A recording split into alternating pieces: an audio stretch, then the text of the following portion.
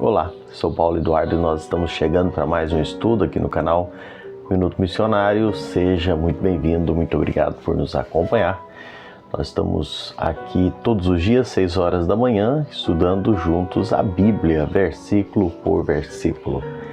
Sou grato a Deus pela sua vida, pela sua companhia aí do outro lado. Eu te convido agora a me acompanhar em mais um estudo. Vamos juntos?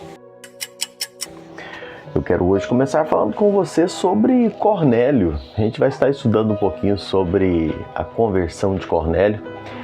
Conversão de Cornélio, que foi uma conversão extremamente importante. Aqui nós temos a conversão de um homem que não era judeu, de um gentio. Pedro abre as chaves do reino, pela terceira e última vez. Ele já havia, usando essa expressão, ele já havia aberto a porta da fé dos judeus em Atos 2, dos samaritanos em Atos 8, e Deus estava agora usando Pedro para conduzir os gentios à comunhão com os cristãos aqui. E é precioso ver a progressão, o avanço do Evangelho. E Atos 10, eu quero ler os 3 primeiros versículos. Diz: morava em Cesareia um homem de nome Cornélio, centurião da corte chamada Italiana, piedoso, temente a Deus com toda a sua casa, e fazia muitas esmolas ao povo, e de contínuo orava a Deus. Esse homem observou claramente durante uma visão, cerca da hora 9 do dia, um anjo de Deus que se aproximou dele. Ele disse: eu quero parar aqui no 3. Nós vamos esses dias estudar esses versículos, mas pensando um pouquinho alguns fatos importantes acerca de Cornélio primeiro. Eu quero hoje, na introdução dos nossos pensamentos sobre Cornélio, falar quanto à sua profissão. Cornélio era um soldado bem graduado ali em Jerusalém. Cornélio era um centurião romano, destacado em Cesareia, e na verdade ele estava em Cesareia, trabalhava em Cesareia. Cesareia foi uma cidade edificada por Herodes o Grande, às margens do mar Mediterrâneo. E ali encontrava-se um quartel-general romano na Palestina, ou seja, no centro governamental no centro governamental da administração romana na Judéia. Então, naquele local estava Cornélio trabalhando ali. Simon Kirchner, ele comenta que em Cesareia era conhecida originalmente como Torre de Estrato, que César deu a Herodes no ano 30 a.C. Herodes, quando recebe, ele quer homenagear César. E para homenagear César, coloca o nome da cidade de Cesareia. Então, homenagem a César.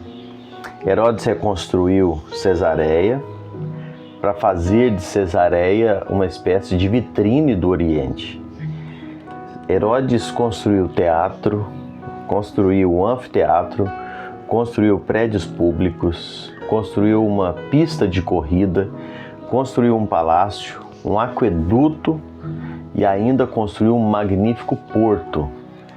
Então, essa cidade de Cesareia, ela se torna uma cidade modelo, uma cidade que chamava atenção pela sua estrutura.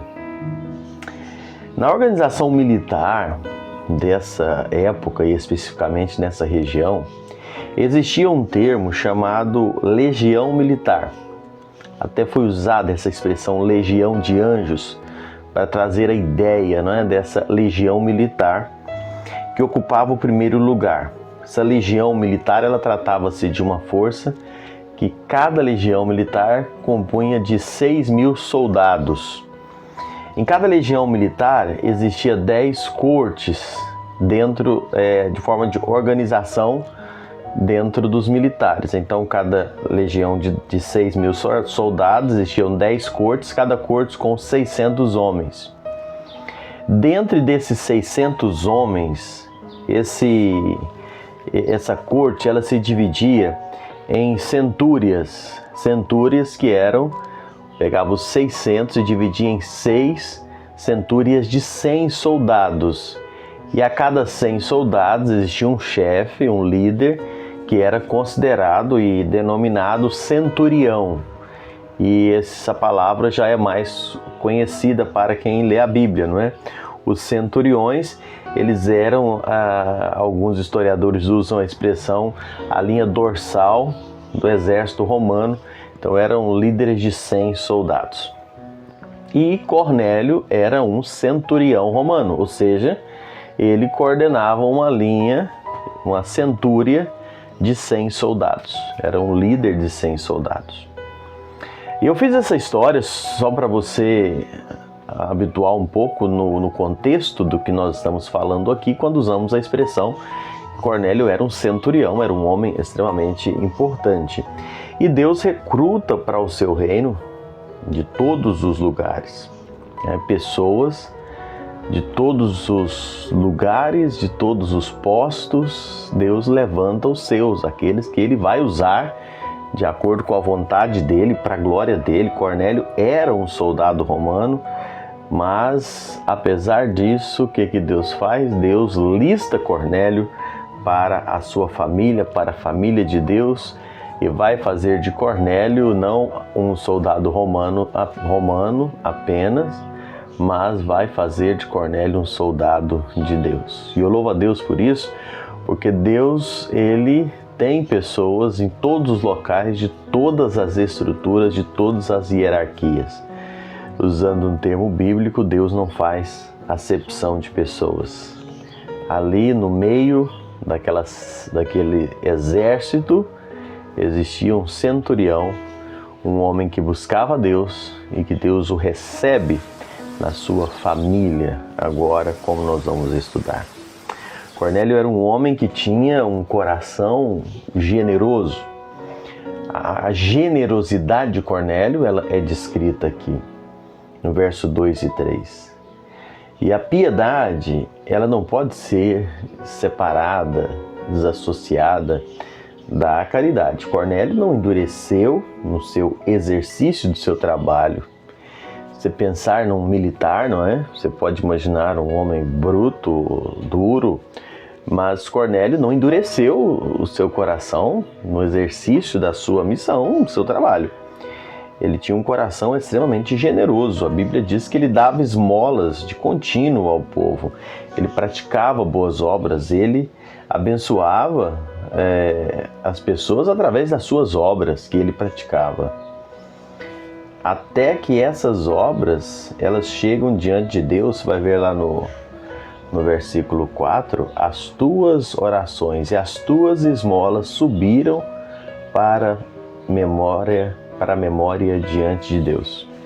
As obras de Cornélio subiram aos céus. Ela foi reconhecida no céu, aquilo que Cornélio fazia. Cornélio tinha um coração, as mãos, os bolsos abertos para ajudar os necessitados. Ele não dava esmolas apenas esporadicamente para trazer uma forma de alívio de consciência, de vez em quando fazia isso, não, ele fazia de contínuo, né? Ele de contínuo socorria os necessitados no meio do povo. É interessante pensar que mesmo sendo um gentio, mesmo vivendo em terras palestinas, ele era generoso em dar, em vez de explorar o povo. Ele realmente temia ao Senhor e buscava ao Senhor.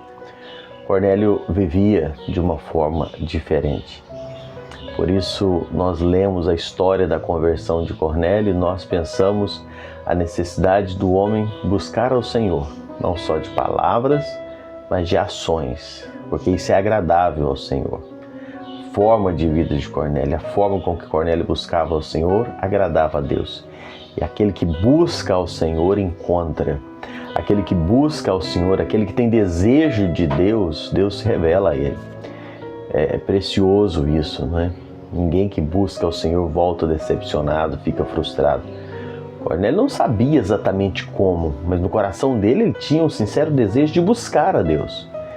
E Deus permitiu, Deus agiu de tal forma que Cornélio reconheceu verdadeiramente quem era Deus, se entregou a ele e foi salvo, não pelas suas boas obras, mas pela obra que Cristo realizou ali na cruz do Calvário. Nós vamos percebendo na história de Cornélio que, apesar da sua boa intenção, apesar das suas atitudes, Cornélio precisava ser esclarecido completamente de que a salvação era pela obra que Cristo realizou ali na cruz. Mas o desejo no coração de Cornélio de agradar a Deus fez com que Deus preparasse um meio, um caminho, para que ele pudesse ouvir do Evangelho, para que ele pudesse entender a plenitude do Evangelho de salvação em Cristo Jesus. E nós louvamos a Deus por isso. A gente segue no próximo estudo falando um pouquinho mais sobre Cornélio. Obrigado mais uma vez por me acompanhar. Deus te abençoe e até lá, se assim o Senhor nos permitir.